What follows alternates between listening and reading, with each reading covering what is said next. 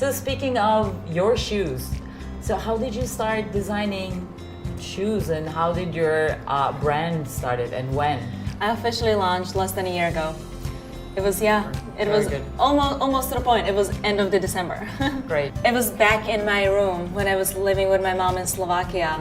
Because my mom is a single mom. She had a job. She would give me anything I needed to that other kids had. Yeah. But I always had this love for fashion, and I used to look up to designers so much. I used to buy magazines, and then I saw the runway shows of Louis Vuitton, and I was always drawn to the shoes, but obviously it was way out of anything I could ever afford. Yes. And it always kind of stuck with me. I used to buy random shoes on sale and then try to tweak them or like cut things and sew them.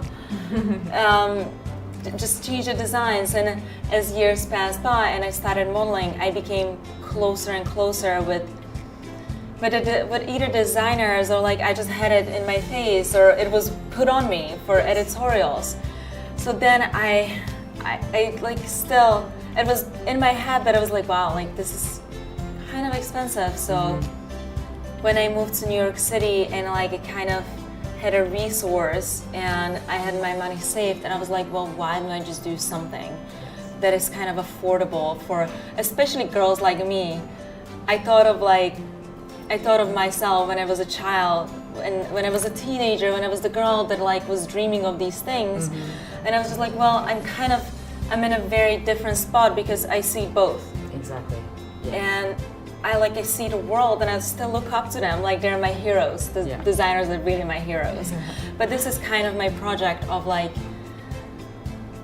I don't want to say giving back, but for the girls that are looking up to these things they can't afford, I want to collaborate on the two worlds together and give it to them. Yeah. What is the name of your brand? Michaela V.